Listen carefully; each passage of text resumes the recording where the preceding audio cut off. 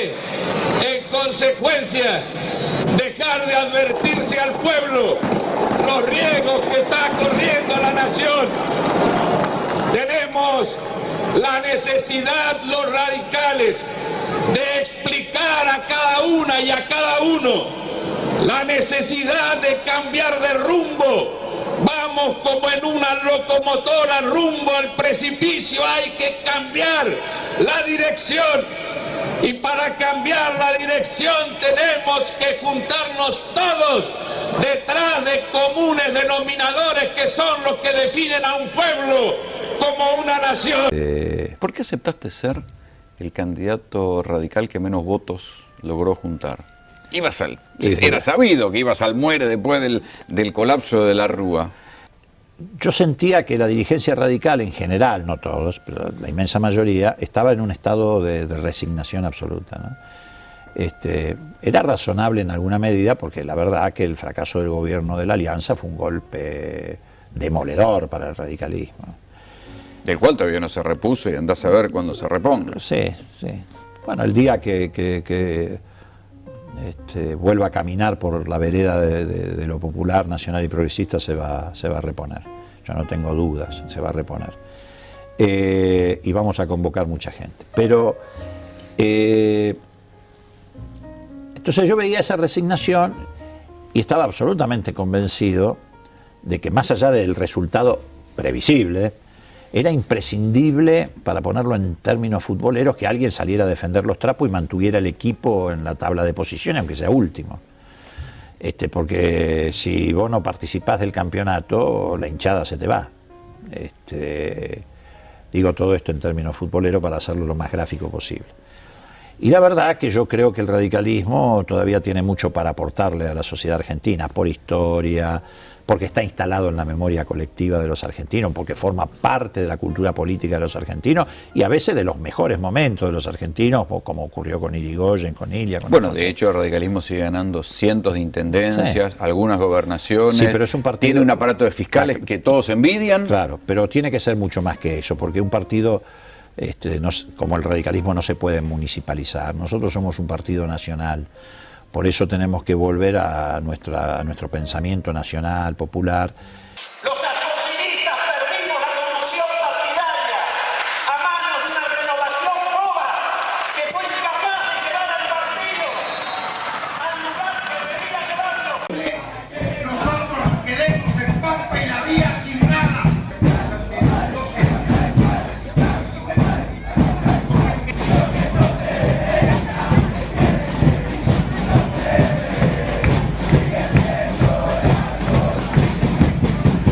Resultado de la votación, Néstor, 130 negativos, una abstención. 186 por el sí, 130 por el no.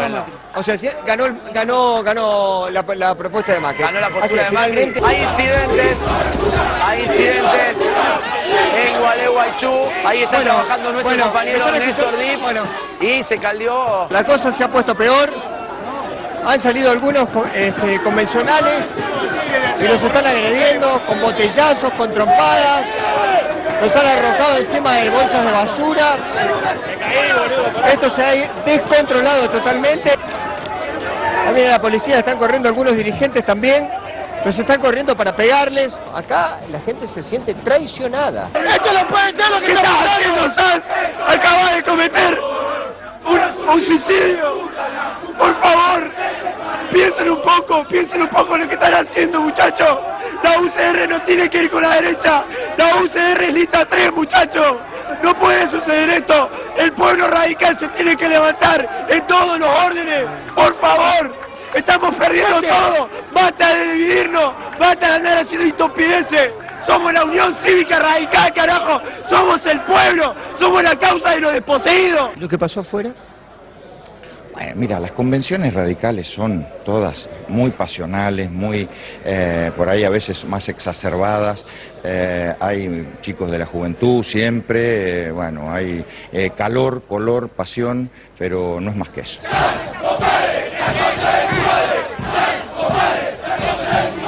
Calor, color, pasión, pero no es más que eso.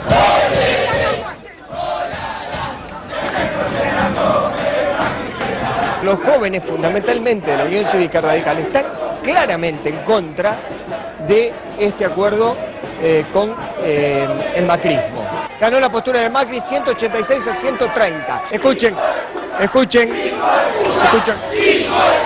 Epa.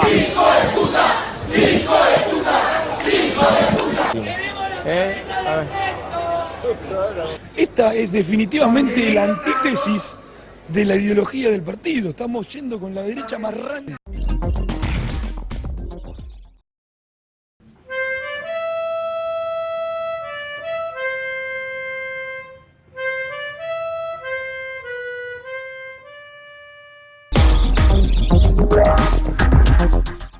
Usted reivindica mucho la figura de Alfonsín.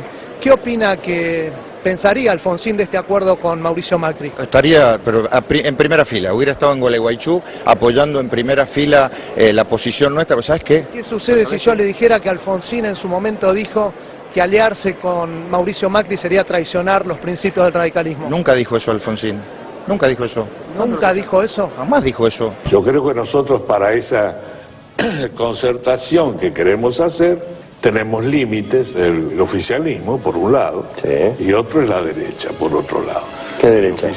La derecha es Macri, por ejemplo. No podemos traicionar nuestros principios. Mira, esa nunca la escuché, nunca la leí. Si lo hubiera escuchado, ¿no se hubiera aliado con Mauricio Macri? No, sí lo hubiera hecho porque estoy convencido que Alfonsín, si estuviera vivo, lo hubiera hecho. Yo creo que nosotros para esa concertación que queremos hacer tenemos límites. Macri, por ejemplo, no podemos traicionar nuestros principios. Yo no sé qué diría, lo único que sé es lo que dijo. Mira, Alfonsín hoy... Dijo que aliarse con Mauricio Macri sería traicionar los principios radicalistas. Alfonsín hoy, no te quepa la menor duda, estaría liderando este proceso.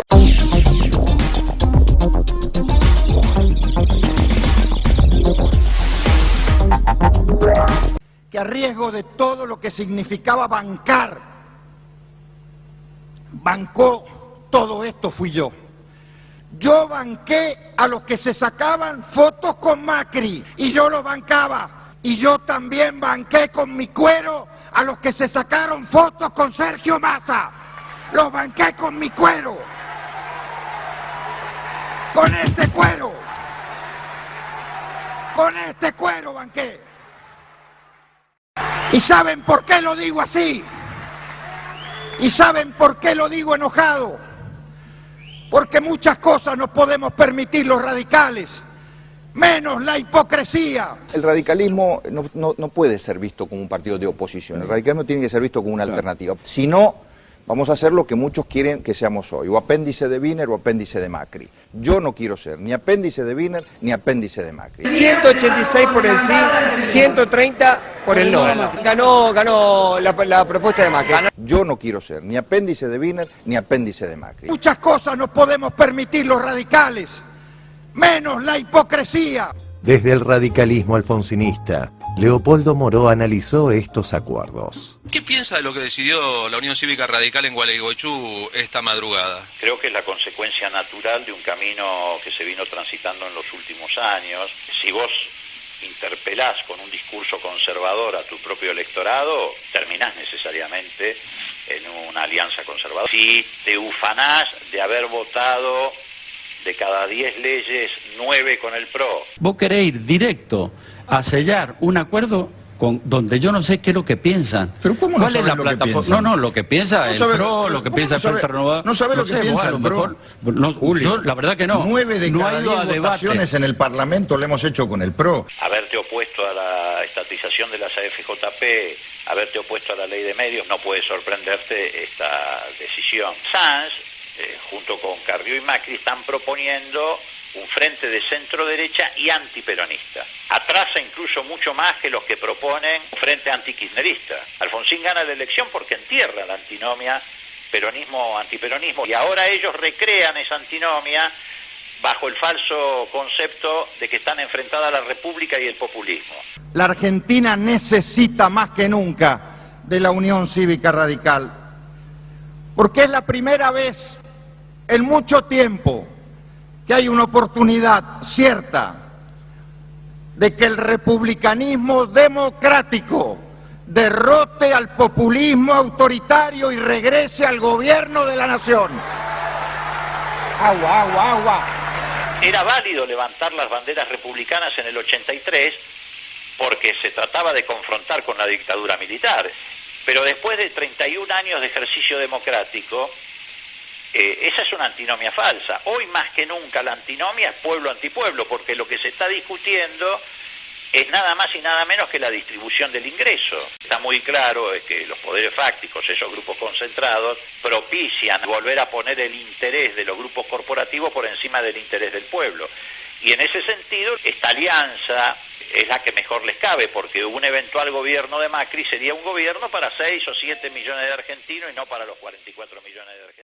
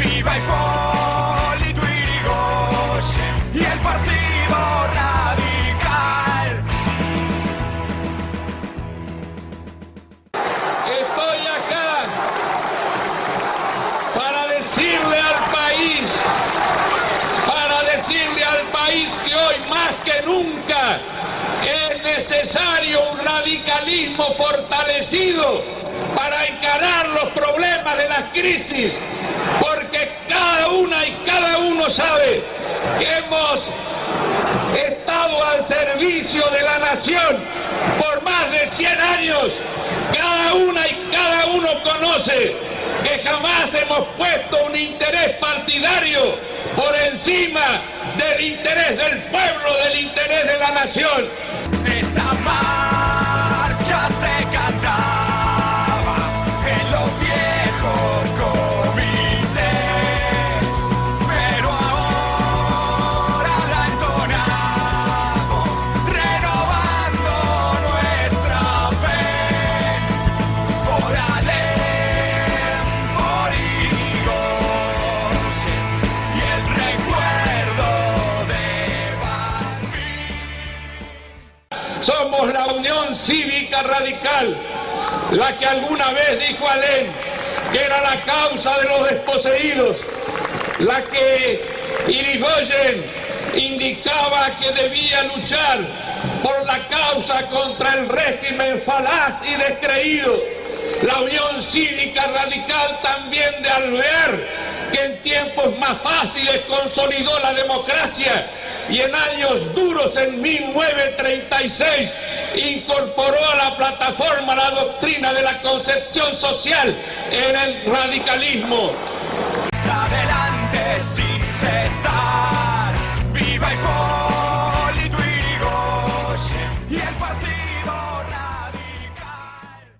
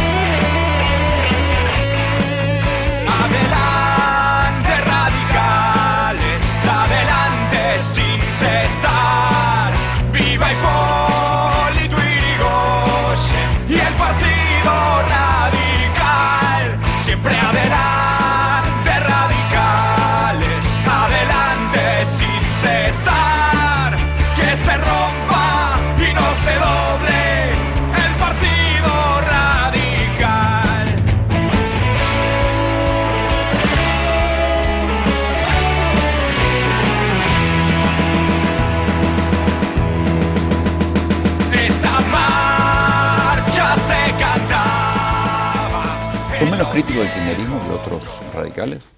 Yo no soy antikirchnerista. Me parece que lo del Eso te antikirchnerismo... va tan caro. No, yo no soy antikirchnerista, porque creo que eso atrasa. Yo lo que creo es que hay que unir lo mejor del 83 con lo mejor del 2003 y hacer algo superador.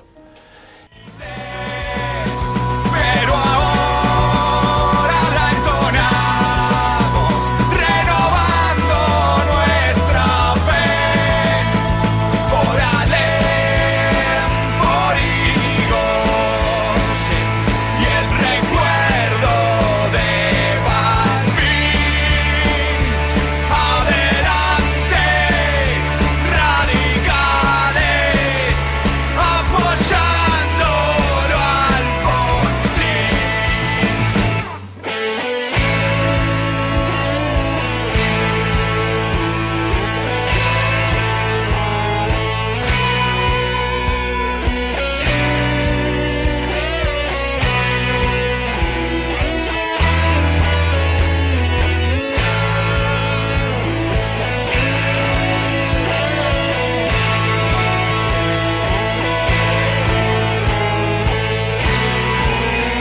Por la libertad del pueblo que está en nuestro corazón.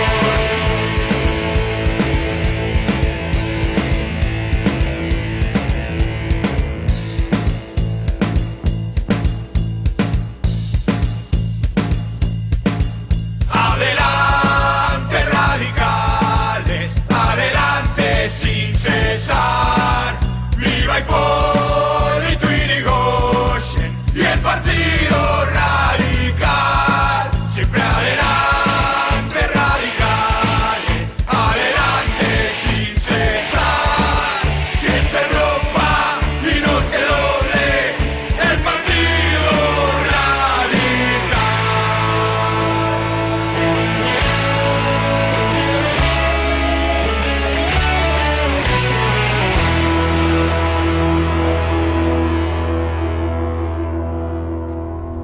¿Cuántos años tenías acá?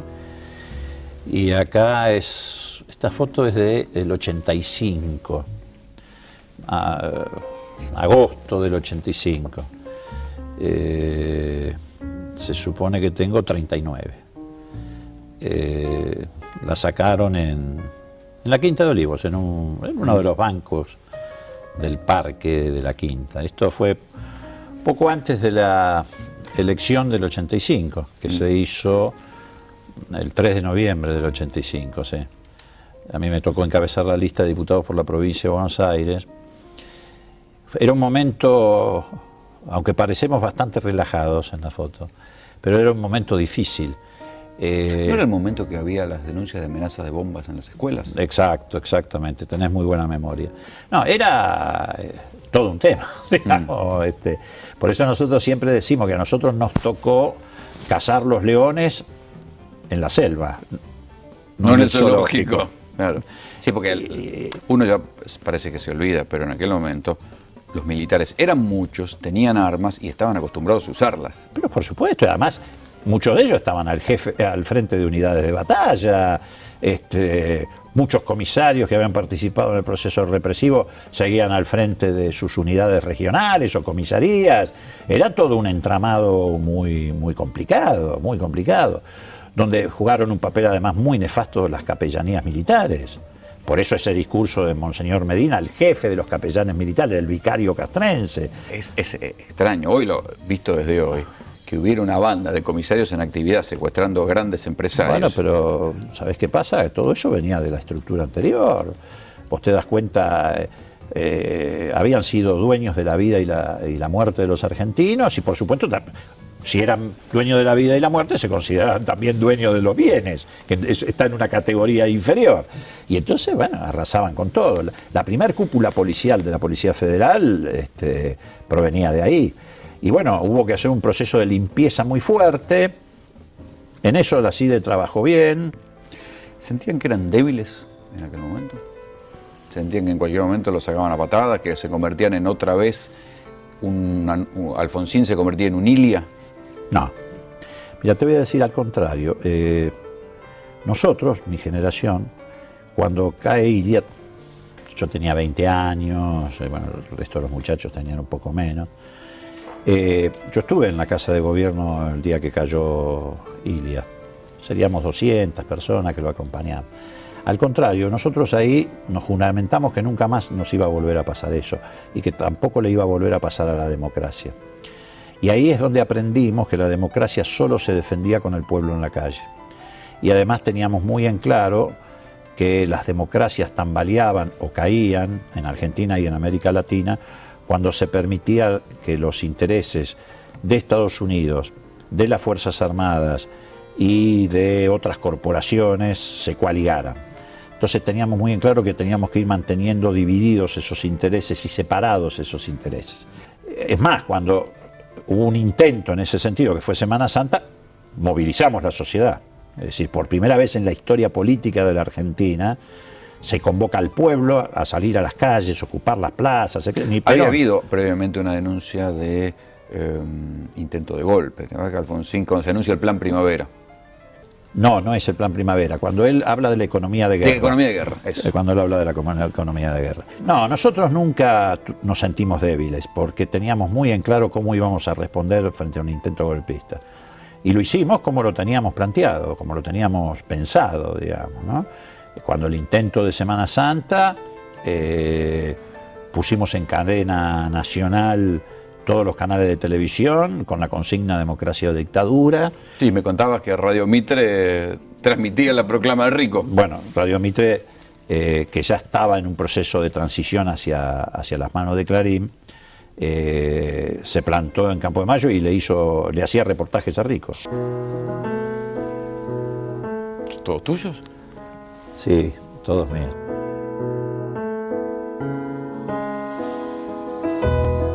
¿Cuántos hijos? Son 5 hijos, 3 mujeres y 2 varones. Y como podrás apreciar en la foto, están haciendo el saludito. Esto el era... saludito de Alfonsín, claro. Sí, claro.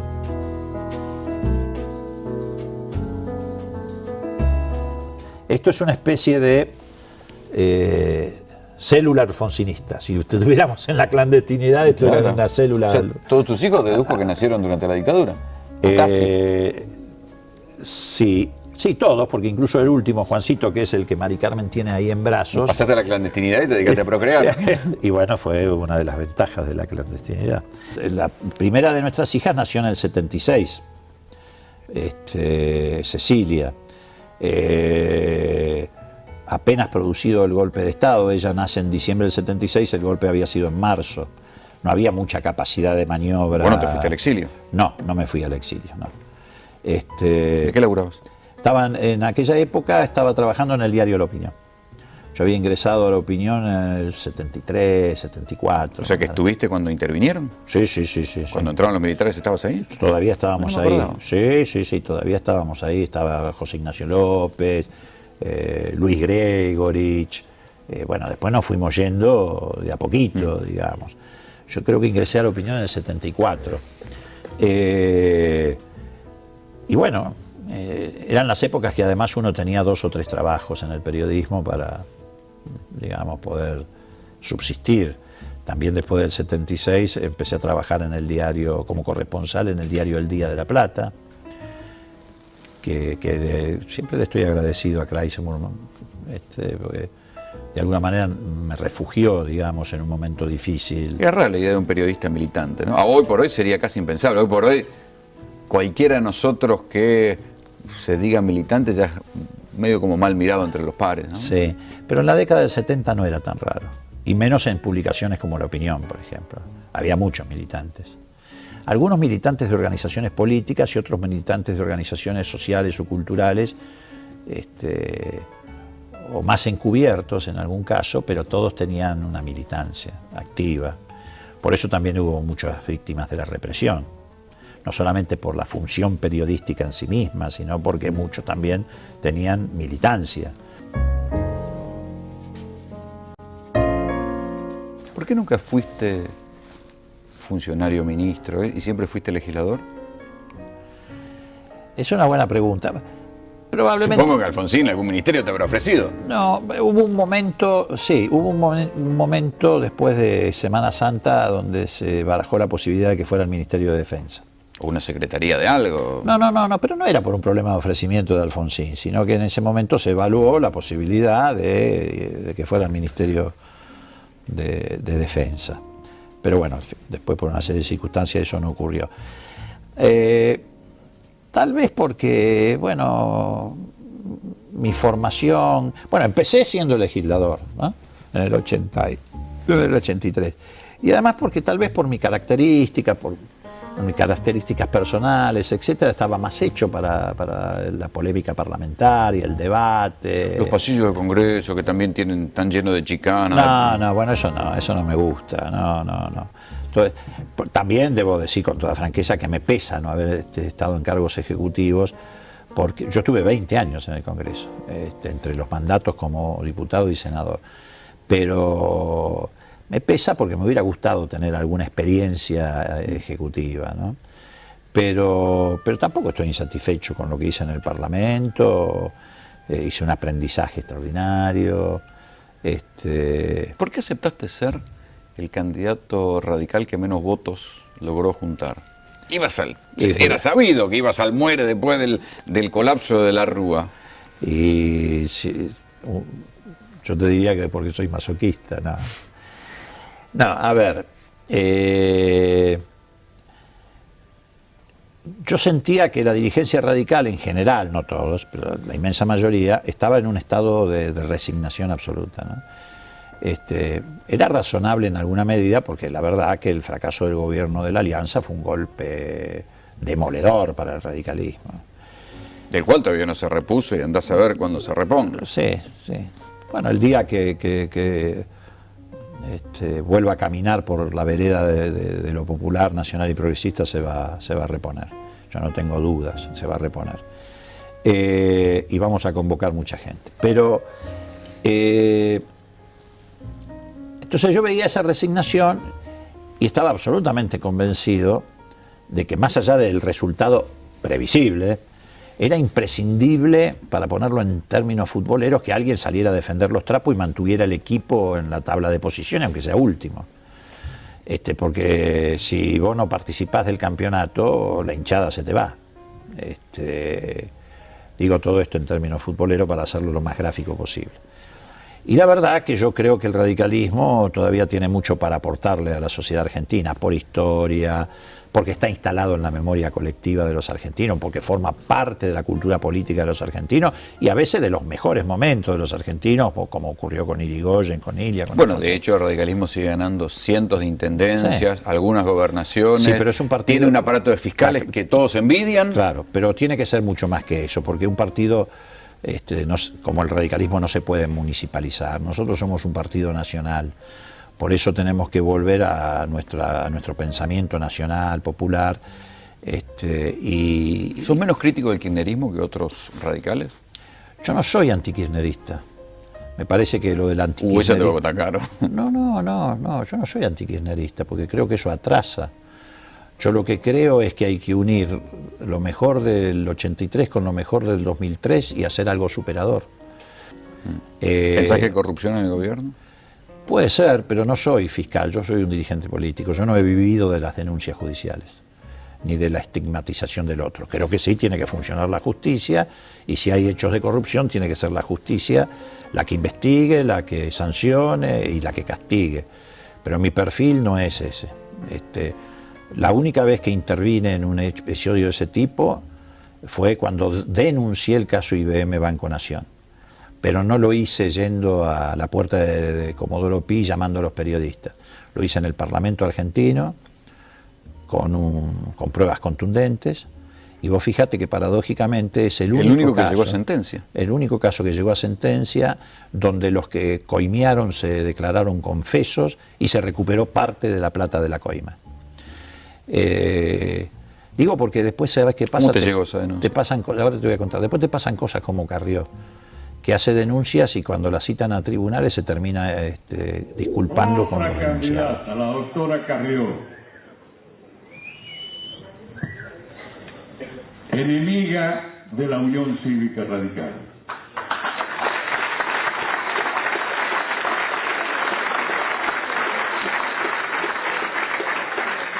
De lo peor que se pueda pedir en cuanto a enemigo, porque es hipócrita,